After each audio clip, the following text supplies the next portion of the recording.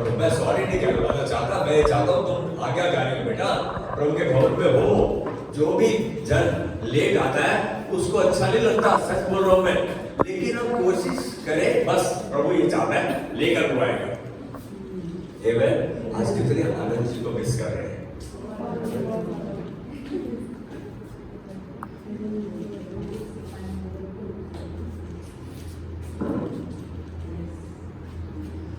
हम मिस कर रहे हैं इसलिए दुखी नहीं है, इसलिए कि हमें मनुष्य रूप में जब हम सोचते हैं तो अपने अच्छा भाई खोया, एक पिता से जन खोया हमने, लेकिन आत्मिक रूप से सोचते तो प्रभु के पास है, वो अच्छे स्थान पर है। यहां रहा तो मेरे साथ कम से कम 33 साल तक उन्होंने संगति की और सहायता की, हमें तैयार किया, हमें दिखा नहीं शायद कितना ईमानदार, स्ट्रेट फॉरवर्ड, फेथफुल, आज्ञाकारी, अरे क्या चीज नहीं थी।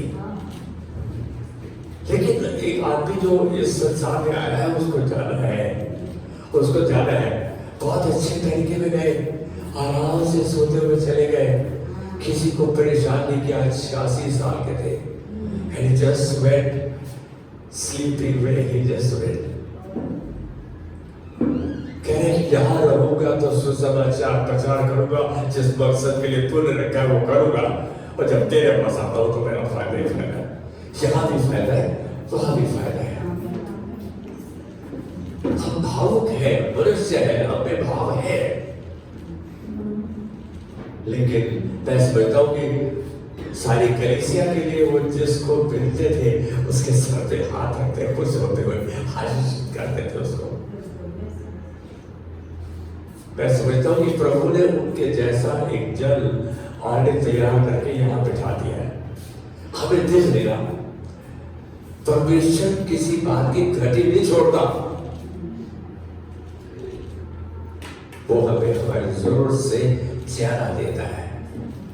हमारी पहचानने की हिम्मत, हम इच्छा, आज यीशु चले गए, मैं तो आगे 1 मिनट के लिए 1 मिनट वहां पे रहा, उसको देख रहा, कितना अच्छा लगा। प्रकाशन कहां से आएगा?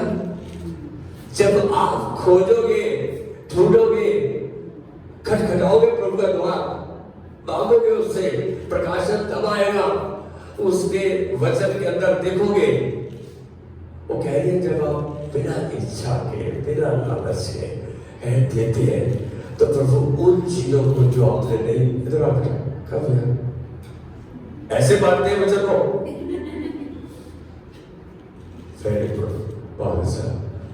प्रभु तेरा दास आज इसके सर पे हाथ रख देंगे, आशीष के वचन को और नए प्रकाशन करो। जैसे तेरे वचन में खोजती है प्रभु, तो प्रकाशन देगा इसको, और इसे अपने हाथों में अच्छा वजन बनाकर अपनी महिमा के लिए सदा इस्तेमाल करेगा। इसके मामा पापा को, इसके परिवार को आशीर्वाद कर दे, यीशु मसीह के नाम में।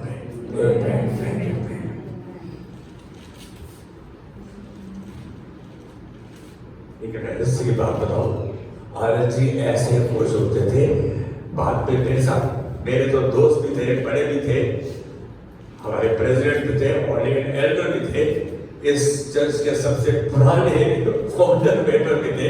कितनी बड़ी बात है, मालूम है, वो बोलते थे यार बच्चे कितने अच्छे तैयार हो रहे हैं, क्या आपके मन में चलन नहीं आती? मतलब जल भूल के रात हो जाता हूँ जब देखता हूँ दूसरा बंदा ज्यादा अच्छा कर रहा है प्रभु में। अरे आप क्यों नहीं कोशिश करते? आप भी कर सकते हैं, क्यों नहीं करते? हम क्यों समय बिताते प्रभु के साथ?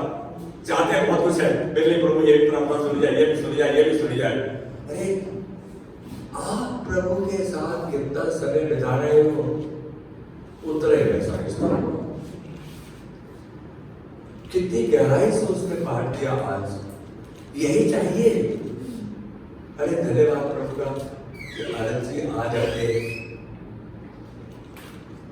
परमेश्वर के, जिसने उसको यहाँ भेजा था, आज फिर वापस उसके पास चले गए, उसकी देख रेख में बहुत अच्छे स्थान पर है, सही स्थान पर है। मैं समझता हूं उनके परिवार को जो नुकसान, उनके बच्चों का जो जिसका उनसे नजदीकी रिश्ता था, नुकसान उसका है, उसको नुकसान महसूस होगा, ऐसा महसूस होगा, कमी होगी किस चीज की, लेकिन परमेश्वर किसी भी भली वस्तु की कमी नहीं छोड़ता, वो आपकी जरूरत से बढ़ कर देता है। कल का दिन जो बीत गया उनके परिवार का मेमोरियल सर्विस थी। कितने सेंसिटिव है, मैं कहूँगा कि उनकी बेटी बेटा बोलो, मैं किसी को फर्क नहीं समझता, मनुष्य अपने सोचने में फर्क ले आता है, लेकिन परमेश्वर नहीं फर्क लाता, चाहे हम जैसे भी हो। मैंने उसको बोला ये आज हमारे चर्च की मीटिंग, मतलब गवर्निंग बॉडी की मीटिंग है, ये मीटिंग अनंत ने फिक्स की थी 6 तारीख को। मनोहर से बात कर रहे थे, उन्होंने कहा अंशु यानी सतीश नहीं है, सोमा नहीं है, तो ये मीटिंग पूरे बड़े मीटिंग होगा तो नहीं कर सकते, उन्होंने बड़े सोचते नहीं करो, तो ये मीटिंग उन्होंने रखी। क्या उनको मालूम था कि वो चले जाएंगे 6 तारीख को, उनके स्थान पे सातवां बंदा फिर देखना पड़ेगा, क्या लड़ना पड़ेगा। उसके स्थान पे वो प्रेसिडेंट थे, प्रेसिडेंट का चुनाव ऐसे ही होता, चलते तू प्रेसिडेंट होया, प्रेसिडेंट का इलेक्शन होता है, प्रॉपर एक तरीका है। हम ये जाने ये सब चीजें अपने स्थान पर ठीक होगी। कल के मेमोरियल सर्विस हो रही थी, अच्छा लगा, हम याद कर रहे थे, लोगों को महिमा दे रहे थे उन भले दिनों के लिए जब विश्व राजा और आनंद जी को दोनों को प्रभु ने इस्तेमाल किया, इतने वर्षों तक। मैं समझता हूँ हम सबकी क्या एक इच्छा है कि हम भी प्रभु जैसे तूने इनको इस्तेमाल किया, इनसे भर के, इनके जैसा तो दूसरा बनेगा नहीं, ना ही बनाया प्रभु ने, डुप्लीकेट तो बनाता ही नहीं, वो आपको इससे बढ़ कर इस्तेमाल कर सकता है। मैं आज बोल रहा हूँ देवर सीमा के रूप में, मैं कभी नहीं आशा करता था अपने मन में, क्योंकि सालों साल इनके सर पर डंडा मारता रहा, इनके घर में जाता रहा, इनको बोलता रहा, तो लेकिन प्रभु का अपना समय है। मेरे को एक सलाह थी, मैंने इनको बोला, प्रार्थना किया, प्रभु अपने कुछ इस समय में बच्चों को पढ़ाएगा, तो पढ़ा रहा है। हम इस बात से आनंदित होते हुए फूल ले जाए, लेकिन और समर्पित हो जाए और नम्रता हो जाए प्रभु के सामने अपनी विनती करके, प्रभु जब आप संतुष्ट हो जाते हैं तो आपका आगे दौड़ने का काम खत्म हो जाता है। और आप पे भूख है और आप पे प्यास है, तो आप आगे बढ़ते हैं। प्रभु में भूख प्यास जिसकी खत्म हो गई है, वो तो आनंद जी ने अपनी दौड़ी सफलता से दौड़ी पूरी की, जैसे बोलते हैं। तो आज हम उन्हें हम मेमोरियल सर्विस मैंने उनकी बेटी से बात की, पहले रखी थी किसी और तारीख को, लेकिन अब 11 मई को रखी है, क्योंकि वो कितने सेंसिटिव के पास आज आपकी मीटिंग है, 20 तारीख को ईस्टर है, 27 को फिर हमारी मीटिंग है एसडीएम की, तो 4 को रखते, 4 को उनकी बेटी एग्जाम है, तो उन्होंने बोला 11 मई को हम यहाँ उनके परिवार के साथ मेमोरियल सर्विस करेंगे। तो जो चर्च का जन उस दिन उनके बारे में प्रभु को महिमा देते हुए बोलना चाहता है अपने हृदय से, जरूर बोल सकता है, पूरा समय देंगे। मालूम है मैं मनोज के बारे में क्या कहूँ, बहुत अच्छा बेटा है, जरूरत के समय में एक क्षण भी इधर नहीं होता। मेरी विनती है प्रभु इस बच्चे को अपनी उपस्थिति में बनाएगा, इस परिवार को, अपना को, विवाह को प्रभु, ताकि अपने आस पास के जन के लिए, अपने समुदाय के लिए प्रभु ये आशीष का स्रोत बने रहे। मैं प्रभु का ये कहूँ कि कार्य इसके जीवन में नहीं देखता, और इसके परिवारों में यदि पास्टर का इज्जत होती है तो प्रभु की इज्जत होती है। आपके में आज एक बैठा हुआ था, दोस्तों की यात्रा चल रही थी, प्रभु ने फिर मेरे को बोला, जो बच्चे अपने माता पिता का आदर नहीं करते, प्लीज और अपने माता पिता का आदर करो, मेरा शब्द की आशीष है इसके साथ, और उनकी बातों में उनके साथ सहमति प्रकट करो।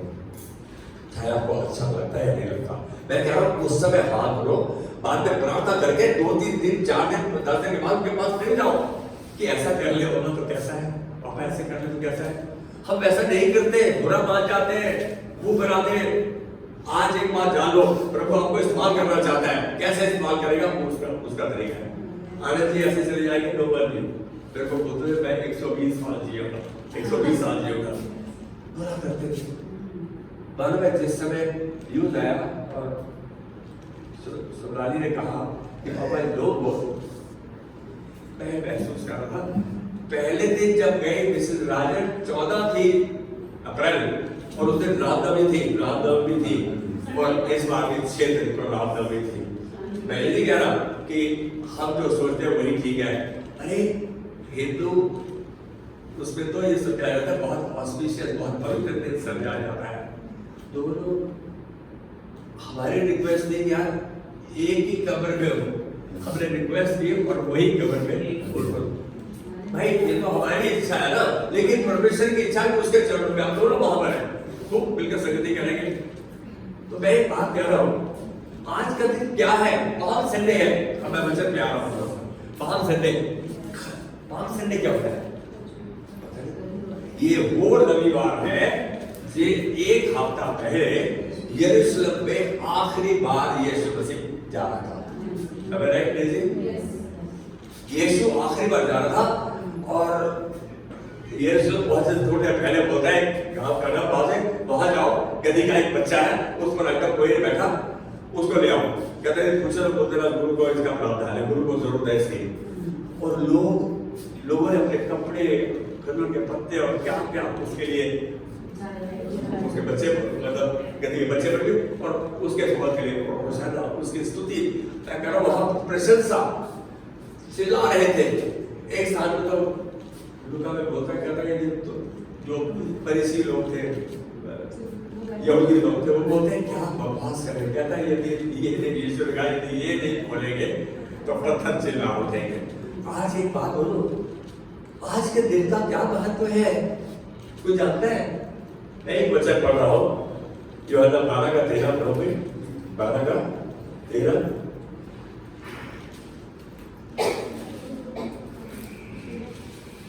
बल्कि 12 का 12 पढ़ो, कोई पढ़ेगा प्लीज।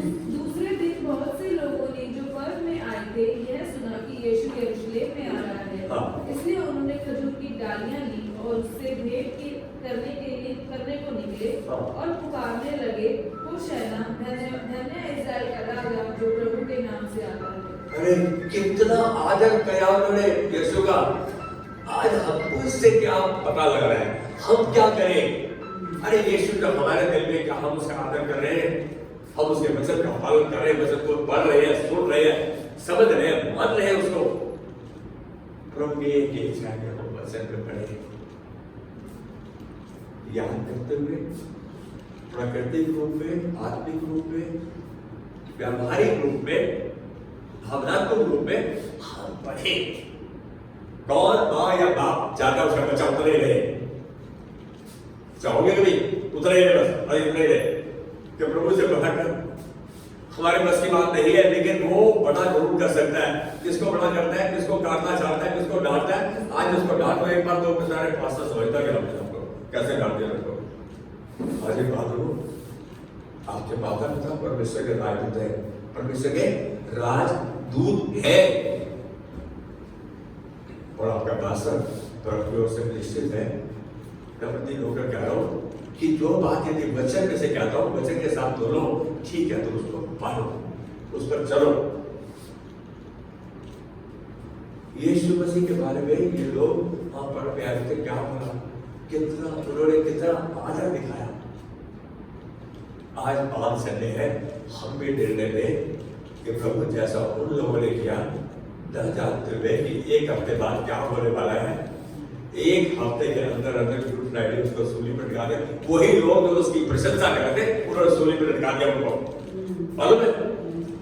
गुड फ्राइडे के दिन मैं आपको इतना आगे तौर पर बता रहा हूँ। गुड फ्राइडे हम सब अपने अपने घरों में प्रार्थना में बताएंगे उस समय को, और हम ईस्टर के दिन ही मिलेंगे संडे को। तो यहाँ एक चीज उभर के आ रही है कि हम प्रभु का कितना आदर करते हैं। हम रीति रिवाज रूढ़िवादी नहीं होते। अरे सब गुड फ्राइडे नहीं बनाओगे, ऐसे तो बहुत ही गुड फ्राइडे को क्या करोगे? गुड फ्राइडे बनाने का अर्थ है प्रभु का कहना मानना। मानते हैं अपने मन की करते हैं, जो हमें सूट करता है, जो छोड़ो तो समझौता क्या इस्तेमाल करते हैं। प्लीज सीरियस हो जाओ। प्रभु के दास हो, बेटे बेटियां हो, वो आपसे आशा करता है, आपको अल्टीमेटली आपके हृदय की इच्छा देना चाहता है। कहता है in the and I will give you the desires of your heart, मैं तेरी आशा पूरी करूंगा। कितनी बड़ी बात है, आशा पूरी करूंगा। वो जो नहीं मांगा वो भी दूंगा। सुलेमान ने पैसा नहीं मांगा था, सुलेमान ने शौहरत नहीं मांगी थी, सुलेमान ने सामर्थ है, सुलेमान को सब कुछ। कहता है तूने मेरे से बुद्धि और ज्ञान का दम मांगा, परमेश्वर के मतलब वचन को इस्तेमाल करने का दम मांगा, और उसने उसको वो सब कुछ कहता है अभी भी महिमा इतनी दूंगा जितनी मैंने किसी को ना दिया, ना किसी को दिया, ना किसी को दूंगा। आप वैसे बनना है। अब हमारे पास आया ना तो डिलीवरी चलिए शाम को पार्टी आज होटल में जाएगा, आज करेंगे, चलो किसी होटल में जाए, किसी डिस्को में बड़े खुश हो जाते हैं, है ना। प्रभु का वचन पढ़ने के लिए हम 2 घंटे उसके चरणों में बैठ सकते हैं, समझ सकते हैं क्या समझा, 2 लाइनों में लिख सकते हैं अपनी डायरी में। आपके समझ में कब आएगा? जब आप एक सारा कराओगे, फिर उसको दोबारा पढ़ोगे, फिर जब आप 3 बार एक चीज को पढ़ लेते हो, उसको समझ लेते हो, तो आपके यादाश्त में आ जाता है। उनको जो यरूशलेम में घुसने से पहले लोग मिले, उनको चलाने वाला, उनके मनों को रेगुलेट करने वाला कौन था? परमेश्वर यीशु मसीह स्वयं। आज आपके जीवन को कौन चला रहा है? मैं चाहूंगा आप थोड़ा सा बातचीत में शामिल हो। आज कौन चला रहा है आपके जीवन को? है? खुद ही चला रहे हैं। कैसा चला? कौन चला रहा है आपके जीवन को? भाई कौन रेगुलेट कर रहा है आपके जीवन को? किसके पास है आपके जीवन का नियंत्रण? किसके पास है आपके जीवन की चाबी? सच बात तो यहाँ बोल भैया, परमेश्वर के पास है चाबी, मगर हम लोग खुद ही अपने जीवन को चला रहे हैं अपनी इच्छाओं के द्वारा। खुद ही अपनी इच्छा के साथ जीवन को चला रहे हैं, बिल्कुल सही बात है। अब मैं थोड़ा सा, क्योंकि आप नहीं बोलते तो मुझे बोलने का अवसर मिल जाता है, नहीं तो मैं तो चाहता हूँ आप मेरे शामिल हो। सच बात तो यह है कि हर एक मनुष्य का जीवन किसी न किसी वस्तु विशेष या चीज या व्यक्ति के द्वारा चलता है, कोई ना कोई चीज उसे चलाती है। ऐसी कौन सी चीज है? शायद हो सकता है दोष, अपराध, गुस्सा, भय, बदले की भावना, धन व भौतिक वस्तुओं का के प्रति प्रेम, ये चीज चलाती है। इसको ढूंढो हमें, इसके बिजनेस को डेवलप करने में, मतलब हमारे विरोध ये चीजें आज। एक बात कहो, बिजनेस कैसे करता है? दूसरे के साथ जब जलन करते हैं, जलन मैं दे दो तेरे बिजनेस को 50 रुपये अपने कम करके मेरा भी खाने का थोड़ा सा तेरा बिजनेस कवर करूंगा मैं, और ये जलन है, ये बड़ा तो मैं भी बोलूं, इच्छा ये है, लेकिन उसको बाहर क्या बोलूं? आपके अंदर ऐसी क्या चीज है जो आपके जीवन को चला रही है? या फिर दूसरों की स्वीकृति, दूसरों का अप्रूवल, क्या ये आपके जीवन को चला रहा है? अय्यूब 5:2 कहता है कि मूर्ख, बेवकूफ, खेद करते और दुखी होकर, परेशान होकर नष्ट हो जाता है। मूर्ख जो है वो परेशान होकर, दुखी होकर नष्ट हो जाता है। बदले की भावना में चिंतित होकर मृत्यु की ओर बढ़ता है। अब मेरी बात को ध्यान से सुनना, हम लोग सारा जीवन यही तो कर रहे हैं। एक ऑफिस में काम करते हैं, यार इसलिए ये कहते हैं, फिर वो करते हैं, देखो सारी बॉडी चल रही। बदले की भावना, चिंता करते हैं, भय रहता है, यही करते रहता भय रहता। हम चिंता करते हुए मृत्यु की ओर बढ़ते हैं। यह तो की ओर निरर्थक बात है, बिना अर्थ के बात है ये। कितने हैं हम में से जो जलन ईर्ष्या जैसे बिना अर्थ की बातों पर चिंतित नहीं रहते? हम सब चिंतित रहते हैं, बिना अर्थ की बातें फिर उसमें चिंतित रहते हैं। कोई है जो चिंता नहीं करता? है कोई? अरे भाई निकल गया तो सजाना खा गया, जब तक गिरा होगा आवाज आ जाएगी। हम सब इसके शिकार हैं, हम सब इसके कहीं ना कहीं शिकार है। बिना चिंता के दिन नहीं गुजरता है क्या चीज? बिना चिंता के दिन नहीं गुजरता। सही बात है, इसीलिए हम मृत्यु की ओर प्रस्थान करते जा रहे हैं। हम दोनों देखो, कल एक शख्स ने कहा, कहते तुसी कितने साल दे हो, आप कितने बच्चे हो? कहता मेरे बहन ने तुम्हारे तो बढ़ना 84 साल, कितना अच्छा था। मैं बोला फिर अपना हाथ मेरे सर पर रखो, एक बात बताओ,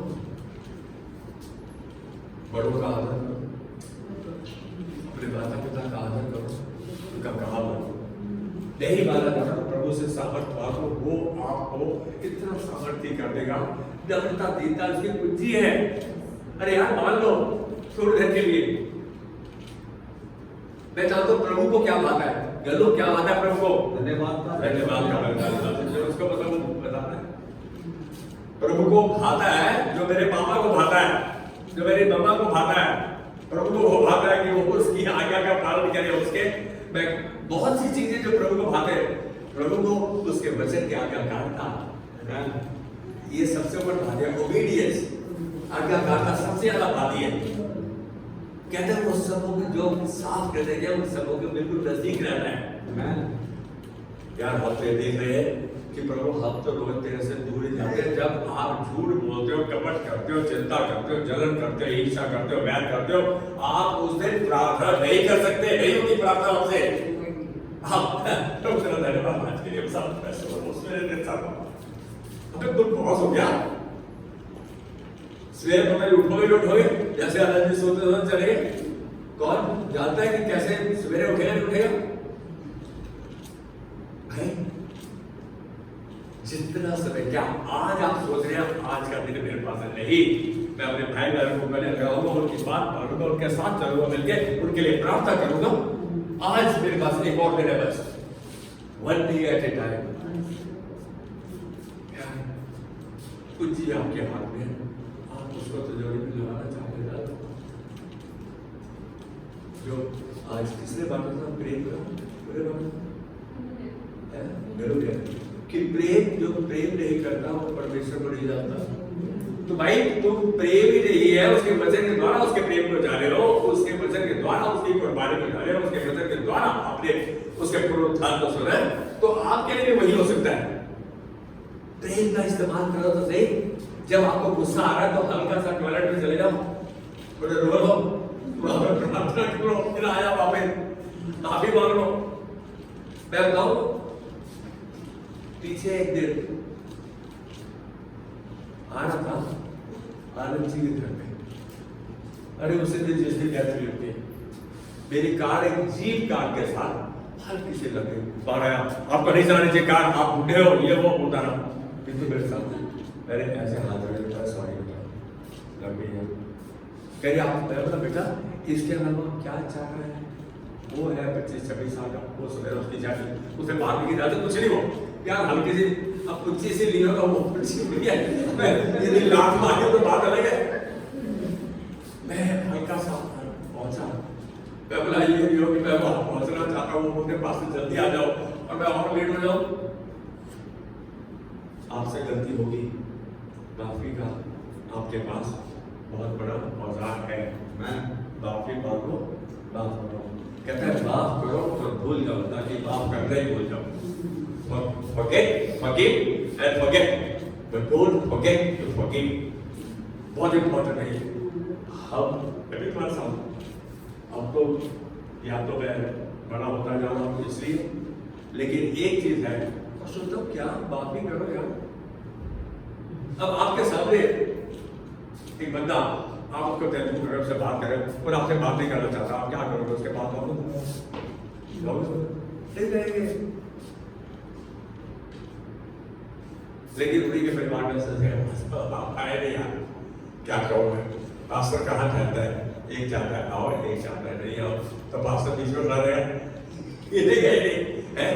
लेकिन एक बात लो, जो आपके बस की है अपने रिश्ते को गौर रखो, प्यार उस पर जान दो, माफी का प्रयोग करो। मैं कह रहा हूं आपके जीवन को कौन चलाता है? सच में हमें जीवन में भेदभाव, जलन, ईर्ष्या, वैर, वो वैसे स्मार्ट है। आज ये मामला है, इस चर्च में कौन सबसे स्मार्ट है? लग पड़े आपस में बाल खोस लेंगे, पास्टर नहीं, सभी स्मार्ट हो आप। आपको जान मालूम है, एक दिन एक प्रभु की उदासी थी, यहाँ आगे कुछ कहने लगी, मतलब बहुत पहले की बात है। मैं उसको सब जानता था, मैं बोला क्या बकवास करेगी, क्या बोलेगी, ऐसे ही सोचा। प्रभु ने उतना समय ले लिया, मैं हॉल के बाहर निकल रहा था, प्रभु ने बोला तू इसको नहीं मुझको गाली दे, क्योंकि मेरी रचना है। आप सब प्रभु के नीचे हाथ की, आप उसके हाथ की रचना, उसके बगीचे के फूल है, हम कैसे अपना आदर खो बैठते हैं? प्रभु ने आपको अपना बेटा बेटी कह के बुलाया यार। ये शायद में देखो ना, कहते हैं तू मेरा दास है, मैंने तुझे चुना है, तरिया नहीं। हम ध्यान से वचन को पढ़े, उसका लव लेटर है। कहते हैं कुछ भी तेरे आग नहीं दिला सकेगी, पानी में नदी में होकर, बाढ़ में होकर नहीं डूब सकेगा। कहता है मैं तुझे अपने धर्म में दाहिने हाथ से संभाले रहूंगा। कब होगा? जब हमारा रिश्ता होगा, जब मेरा ये नाता है, रिश्ता है, संपर्क है आपस में। यदि मेरे को जरूरत पड़े तो मैं एम्बुलेंस का दर्जा कर रहा हूँ, बेटा मैं तेरा पास्टर आज मैं तेरे विवाह में बड़ा। अरे पास्टर के साथ तो ऐसा गया, उनके कहने पे पास्टर उनके घर में गया, नहीं पास्टर साहब आज सब ठीक आ गया, आज आप जाओ घर में। मैं बोला तुम खोलो। फिर मेरे को पास्टर के धमकी का इस्तेमाल करना पड़ा। मैं बोला क्या समझ था तुमने पास्टर को?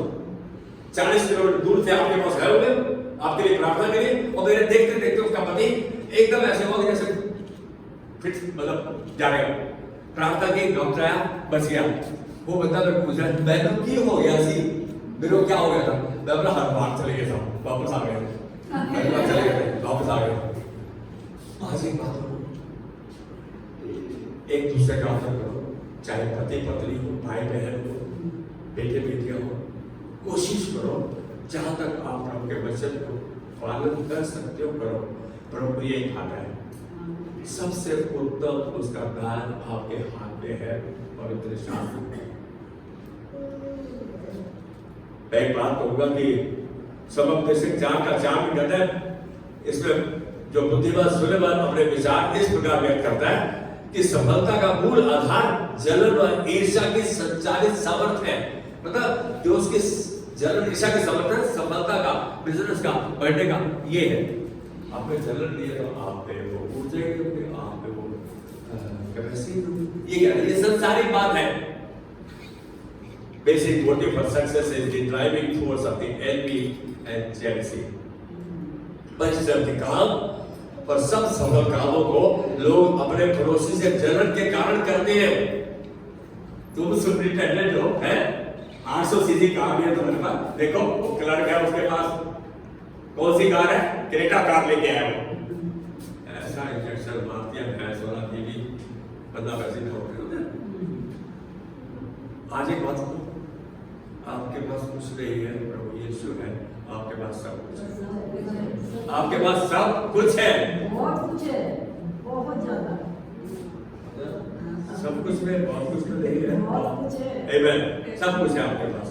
अब यहाँ ये जानो, सच मानो, ये सब बातें जलन ईर्ष्या बिजनेस ये हमें मृत्यु की ओर लेकर जाती है, डेथ की ओर लेकर जाती है। ये उस सुरंग की अंत है। ये बातें नीति वचन 13 का 7 पे पड़ेगा, नीति वचन 13 का 7। बनावटी व दिखावी जीवन, कोई तो धन बटोरता परंतु उसके पास कुछ नहीं रहता, और कोई धन उड़ा देता तो भी उसके पास बहुत रहता है। बनावटी व दिखावे का जीवन खाली जीवन है, लेकिन एक सादा व सरल जीवन भरपूर जीवन है। किसको सादा जीवन अच्छा लगता है? मिस्टर आनंद कहा करते थे तो हमने एक बार किया, हमसे मिला चलो बात लहंगे जाते आदमी कहते चल यार चल जाते थे। बनावटी, मैं कह रहा हूँ बनावटी दिखावे का, किसको दिखाने की क्या जरूरत है? आपको कौन आनंद बनाने से रोकता है? सर्व उपदेशक बोलता है आप आनंद बनाओ, यही आपका भाग है, जो कुछ आपको दिया गया है हमारा जरूर बनाए। मालूम है यदि मैं आनंद बनाने की बात सोचता हूँ तो अपने बच्चों को भी तो बोलता हूँ सती चाल दूर तक चलना गया, देखो मालूम में क्या खाएगा, लेकिन ऊपर याद तो आएगा तो थोड़ा खाएंगे। हम सोचने चलो देर क्या चलेंगे, और उसके पास आ जाएंगे, है गलू के पास आ जाएंगे। ये ऐसे स्थान है जहां आकर जाकर हम अपने भाई बहनों से संगति नहीं कर सकते, कह सकते हैं, पूछ सकते हैं, मांग सकते हैं, प्रभु ने कहा बाबू तुम्हें जाएगा। ये है भाई बहनों का भाग, ये है। पर तेरे पास दान है परमेश्वर का, उसका इस्तेमाल करना शुरू करो। मैं आज हम लोग पहले भी बोला था, दूसरी बार रिपीट कर रहा हूँ, आज प्रोग्राम पूरा बोल तेरे पास दान है। जब कोई बीमार है कुछ है उसके सर पे हाथ रख, वो चलो रोज चले गए, चाहे 10 मिनट 5 मिनट जाओ, उस सर पे हाथ रख, ये सुन जाओ, चंगा हो जाओ। अरे परमेश्वर तेरे को इस्तेमाल करना चाहता है, हम क्यों रुके हुए हैं? क्यों अपनी तेरी सारी बातें, तेरी सारी इच्छाएं, तेरा बच्चा अधिकारी बनेगा, ये याद रख। He will be man of authority, क्योंकि आप प्रभु का कहना मानते हो। मैं कह रहा हूं कि आप उस संपूर्ण तय में आ जाओ कि प्रभु आपकी किसी भी बात को नजरअंदाज नहीं करें, वो नहीं करता। हमें उसकी तरफ नहीं देखते, हमें उसे कहना भूल जाते हैं। और मैं आज सवेरे जब उठा था, मैं आजकल रात को 10 बजे के आसपास सो जाता हूँ, लेकिन 3:15 साढ़े 3 बजे जाग खुल जाती है। आज जब 4:30 के आसपास बोली तो कोशिश होती है कि 1-2 घंटे प्रभु के साथ बिताओ, और वो बात जो उसको कहनी है बतलाओ उसको। वो प्रभु मैं तेरा कहाँ मारेगा, जो तू कहेगा करूंगा, जहां तू कहेगा जाऊंगा मैं। सच बताओ, जैसे आनंद जी का डेथ हुआ, सवेरे से लेकर रात तक उस समय ऐसा शरीर कहीं गिर जाएगा, कहीं गिर जाऊंगा ऐसा लग रहा था। लेकिन घर आया, रोज लेकर भी गया, छोड़ कर गया, कितना अच्छा लगता है। देव को बोला घर से वहां जाओ। आज एक बात बोलो, आप अधिकारी हो, आपको हक है, आपको पहले प्यार करने का हक है, फिर आपको अधिकार देने का, अधिकार से कहने का हक है।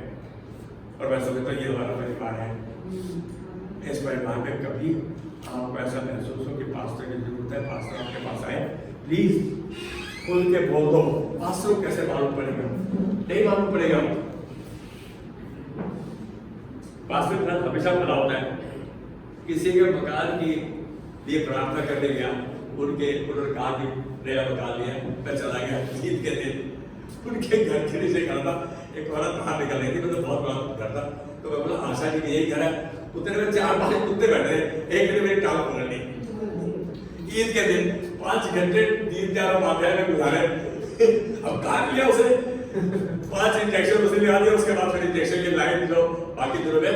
आज एक बात बोलो, वो बहन को बहुत बुरा लगा रही है, मैं बोला तूने अच्छे हृदय से बोला, पास्टर अच्छे हृदय से है। आज ये निश्चित था कि एक कुत्ते को भोजन मेरे से मिले, कुत्ता मुझे काटे। बीतू में से कुछ कहा हो, कितने देर हो गए? मैं कैब में गया, ऐसा बोला था, कहा मैंने नहीं बताया। अब मेरा दिल घबरा रहा है, मैं 50 बजे 60 बजे लाइन लगा, जिनको इंजेक्शन लगाया भाई, मतलब आपने नाश्ता वास्ता भी नहीं किया उतना अच्छा। मैं जितना जा रहा है बात में आपकी सेवा होती है, क्या तो कुत्ते ने सेवा कर दी। लेकिन घर पहुंचा, मैंने बिट्टू को बोला बेटा पहले खाना दे, खाना 2 घंटे बाद में बताया। मैं पूछ रही थी क्यों लेट हो गए, क्या हो गया, कब फंसा हुआ था, अटका हुआ। अब मैं क्या बोलूं? डॉक्टर ने बोला एक इंजेक्शन लगाया, 1 घंटे के बाद देखेंगे। 11 बजे लगाया, 12 बजे देखेंगे, कह रहे अब तो 2 बजे आएगा। और क्या कर लोगे तुम? उखाड़ लो कि पूछ है। लेकिन प्रभु का धन्यवाद, उस दिन का सारा काम हुआ। 3 तारीख को इंजेक्शन था, 6 तारीख को इंजेक्शन, 6 तारीख को संडे था, जिस दिन आज क्या थी, मेरे डॉक्टर से मुझे सर दर्द था। अच्छा था, मेरा सर में 7 को आया। यदि मैं इंजेक्शन लगवाने की डिसाइड कर लेता तो चर्च नहीं आता, शायद ऐसे होता है तो होता, वैसे मानो कोई मानता। लेकिन उस दिन ये काम परमेश्वर ने दास से करवाना था। अगले दिन 5 मिनट के अंदर काम हो गया, हॉस्पिटल गया। मैं आज एक बात कह रहा हूँ, प्रभु की नजदीकी में रहो, वो आपकी मदद करता है, वो मदद के लिए तैयार है। He is a gentleman, he just stands by your side, आपके बिल्कुल बाजू में खड़ा है। हमसे कहो प्रभु पवित्र आत्मा मेरी मदद कर, मुझे तेरी मदद की इस समय जरूरत है। आप कहेंगे देखो तो सही, थोड़ी देर इंतजार करो, देखो प्रभु आपको तृप्त करता है या नहीं करता। अरे एक बार नहीं, आपको मैं देखता हूँ इन दिनों में, क्योंकि एक इच्छा रहती है प्रभु जितने दिन महीने साल जो तुमने बख्शे हैं अपने दास को, तेरा दास वो करना चाहता है जो तू चाहता है। उससे बड़ी बात क्या है, मेरे परमेश्वर को क्या भाता है, ये आपका भोजन होना चाहिए। This should be our food. लेकिन सादा जीवन सबसे अच्छा है। और भी कई प्रभावी शक्तियां हैं जो आपके जीवन को चलाती है। Unfulfilled desires, right, unused potential, जो काबिलियत आपको दी है, जो दान आपको दिया, आप उसका इस्तेमाल नहीं करते, बिना वजह के आप तनाव लेते हो। अरे हमारे तो मौत नहीं बेकार है, अरे वो तो बहुत दिक्कत करती है, उसके लिए प्रार्थना करते हैं उसके लिए नहीं। ये औजार आपके पास है, आप जिस समय समस्या है उसी समय परमेश्वर धन्यवाद के साथ परमेश्वर के हाथ में दो, फिर उसके बाद चिंता मत करो, परमेश्वर का he will take care। ही आपको नहीं पता, वो उसी समय आपके साथ आपके पीछे कार्य करना शुरू कर देता है, आपके सीट के पीछे। उसका तो चरित्र ही अलग है, उसकी सोच अलग है, हमारी सोच से वो चाहता है मेरे बच्चे मांगे तो मैं दूं, लेकिन मांगने में उसके हृदय की बात मांगे। यह सभी शक्तियां जो है मृत्यु की ओर लेकर जाती है। सच्चाइयों को आपके जीवन का नियंत्रण लेकर चलाती है, आपको ऐसा महसूस कराती है, वो दर्शाती है कैसा आप महसूस करते हैं। ये शायद 49 का 4 में पड़ेगा, ये शायद 49 का 4, ये आप इसको अपने आप से पहचान पाएंगे। कहते हैं कि मैंने तो व्यर्थ ही मेहनत की, मैंने व्यर्थ ही अपना बल खोया। मैंने तो व्यर्थ परिश्रम किया, मैंने व्यर्थ ही अपना बल खो दिया। एक बात सुनो, अभी मैं कह रहा हूँ कि दिवाली 75 साल की हो गई, या करना 74 का है, तो जब कभी बच्चे कभी मना कर देते हैं, ऐसा लगता है हम उनकी जूतियां पाप डाल के नहीं देखते, उन्होंने मना क्यों किया। अरे तूने मना कैसे कर दिया, हम तनाव में आ गए, हम स्ट्रेस में आ गए, तो उस समय हम क्या करते हैं, अरे तो बेकार ही यार के लिए जीवन अपना खो दिया, सारा बल खो दिया, सब कुछ इनके ऊपर लगा दिया। आपने लगाया, परमेश्वर ने आपको दिया, तब लगाया आपने। लेकिन एक बात बोलो, क्या आप ऐसा होने पर भी आप परमेश्वर को धन्यवाद दे रहे? पहला थिस्सलुनीके 5 का 16, 17, 18 कुंजी है, हमेशा आनंदित रहो, सदा आनंदित रहो, निरंतर प्रार्थना में लगे रहो, हर बात में परमेश्वर को धन्यवाद करो, क्योंकि मसीह यीशु में परमेश्वर तुम्हारे लिए यही इच्छा है। तो क्यों हम उसको धन्यवाद देते? कुत्ते काटने के बाद में खूब खुश होकर धन्यवाद देना, अच्छा हो गया। तो पता ना, आपको पता है परमेश्वर धन्यवाद देते हैं। अच्छी बात तो यह है कि हम परमेश्वर के वचन को थामे रहे। अय्यूब 7 का 6 में कहता है, अय्यूब का 7 का 6 आप ज्यादा कहते हैं, अय्यूब 7 का 6, मैं तो बहुत काबिल हूं, लेकिन मेरे दिन निराशा में बीते जाते हैं। मैं बड़ा कैपेबल हूं, अरे बड़ा समझदार हूं, मैं बड़ा बुद्धिमान हूं, लेकिन मेरे जीवन में कुछ नहीं हुआ।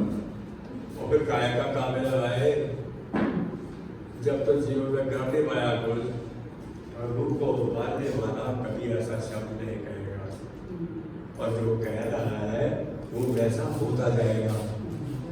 मैं तो बेकार हूँ, आज एक बात, जो भी काम कर रहे हो, जहां से आपकी रोजी रोटी चल रही है, धन्यवाद दो प्रभु को, तो जो है वही आपके लिए पर्याप्त होगा। अब कोई आजकल नौकरी में बेकार है, आजकल बिजनेस में बेकार, सब बेकार है, तो भाई भिखारी बन जाओगे। ये बात कितनी बुरी लगती है? जो कुछ तुम्हें परमेश्वर ने दिया है, तुम्हारे हाथ में दिया है, तुम्हारे वरदान दिए हैं, उसको धन्यवाद देते हुए इस्तेमाल करो। मालूम है आप एक दूसरे से प्यार करते हो ना, तो आप उसका फल देखते हो, फल देखते हो। मैं आज ये कहते हुए गवाही दे रहा हूँ, मनोज के पापा की डेथ हुई, मनोज ने मेरे को बोला कि मेरे साथ चलोगे, ये मेरे चाचा है या ये लोग हैं कि मेरे से कुछ ना कुछ कराएंगे। अब इसको ऐसा आभास था, इसके मामा ने भी कुछ अच्छा नहीं समझा जब मैं बलाड़गा गया तो कुछ कहा, लेकिन मेरे को इच्छा थी कि मैं अपने बच्चे के साथ जा रहा हूँ और वहां यदि कोई ऐसी बात होगी तो थोड़ा सा मेरी बात भी तो सुनेंगे कम से कम। आप मानो इसके मामा जब हम निकल तो आकर उतारा उनकी कार खड़ी थी, पता है क्या बोले, फिर बोले मौसम माफ करना, हमने आपके बारे में गलत सोचा। और आज मनोज के मामा के साथ मेरा रिश्ता, मैं कहूँ यदि मैं उनके पास जाऊँ तो वो मेरे पहुंचने से पहले उठ खड़े होकर मेरी हेल्प करने के लिए तैयार हो जाते। ये है आप परमेश्वर, आपका रिश्ता खाली यहाँ तक नहीं है, आप ऐसा कितना फैला हुआ है आपको पता ही नहीं। यार जो लोग गाली देते हैं ना, अरे बात तो बड़े पसंद है क्रिश्चियन ये लोग,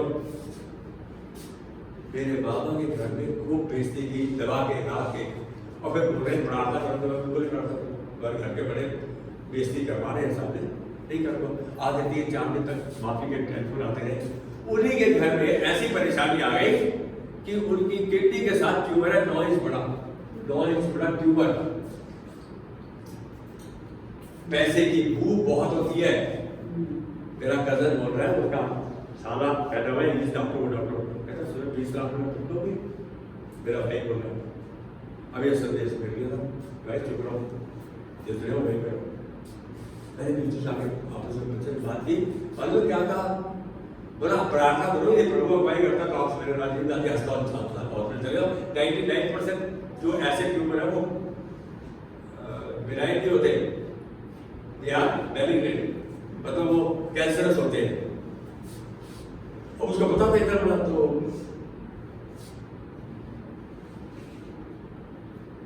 कार्ड साफ कर दे सकते। मैं प्रार्थना के लिए वहाँ हॉस्पिटल पहुंचा तो मेरा भाई ने कहा वीर जी आप आ गए, मेरे छोटे उम्र में। मैं बोला हाँ, मेरे को ऐसा महसूस हो मैं जाऊँ, कहता वीर जी खून चाहिए। अरे बोला इसीलिए उसके बाद डॉक्टर से मिले। मैं ये क्यों बता रहा हूँ, उसकी बीवी ने कमरे के अंदर बुलाकर कहा, रोने लगी, वीर जी मैं ऑपरेशन थिएटर से बाहर आऊंगी, पता डर रहता है, ऐसे ऑपरेशन पे डर रहता है। अरे मैं बोला चमकती आएगी वो औरत, आज भी जिंदा है, मैं चोपड़ा आज भी जिंदा है। कभी भी जाने के वीर जी आए तो प्रार्थना करके जाओ। यार परमेश्वर तो वहां तक पहुंचा है। क्या आपने कोशिश की, क्या आपने उनसे प्यार किया, क्या आप उनके फंक्शन या किसी कार्य में शामिल होते ताकि यीशु मसीह वहां जाके कार्य करे, आपको मौका मिले? अरे आपको क्या चीज चलानी है? परमेश्वर का प्रेम आपको चलाना चाहिए। आपको कुछ आपके पास कुछ है, अरे आपका नुकसान नहीं हो रहा, आप खेत में जितना बीज डाल रहे हो फसल आपके पास कितने गुना आएगी? 100 गुना। कितनी अजीब बात है। अय्यूब 7:16 में कहता है, जब दुखी हो जाता है कहता मैं छोड़ रहा हूं, आई एम गिविंग अप, मैं जीवन में थक गया हूं, मेरा जीवन अर्थहीन है। हम ये सब नकारात्मक स्टेटमेंट दे रहे हैं, ना बोलने वाली बातें बोल रहे हैं।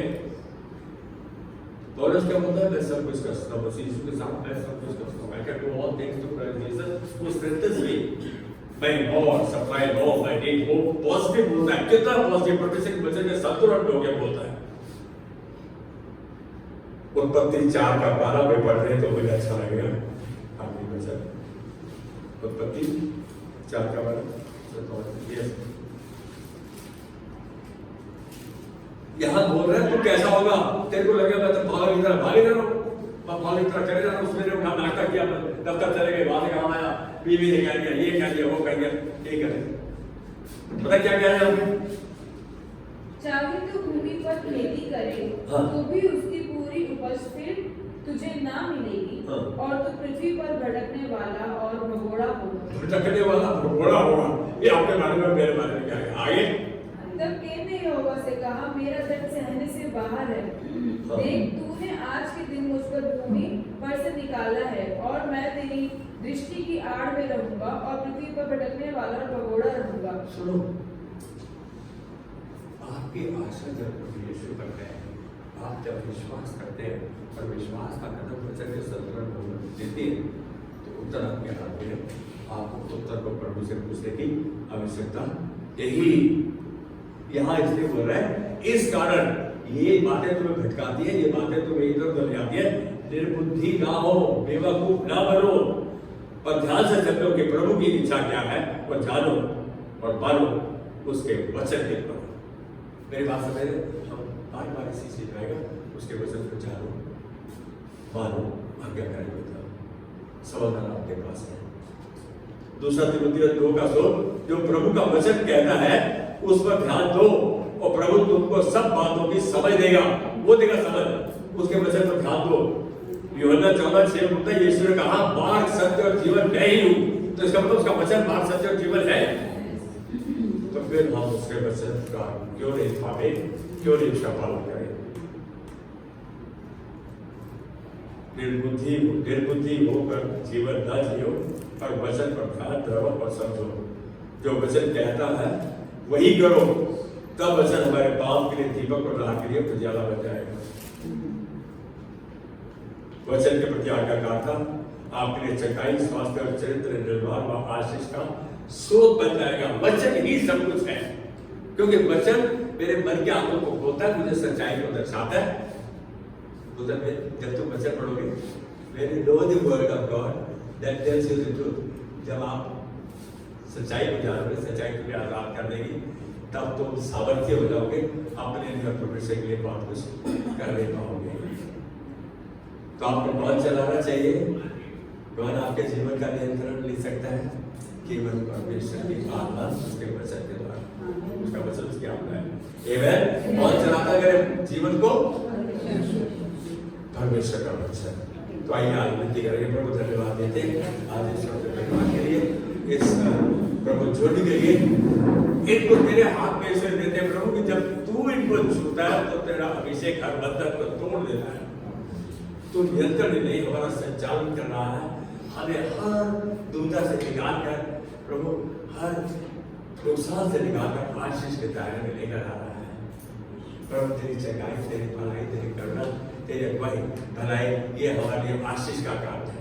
हम बच्चों के अंदर, इन परिवारों में जिनका प्रतिनिधित्व करते हैं, उनके अंदर अपनी कलीसिया में तेरी महिमा को देखते हैं। यीशु मसीह के नाम में आमेन, आमेन। अब हमारे पिता का प्रेम, मसीह यीशु का अनुग्रह और पवित्र आत्मा की सहभागिता जो उसने हमारे तरफ छोड़ी है, अनंत काल तक हमारे तरफ है। जब भी आते आमेन।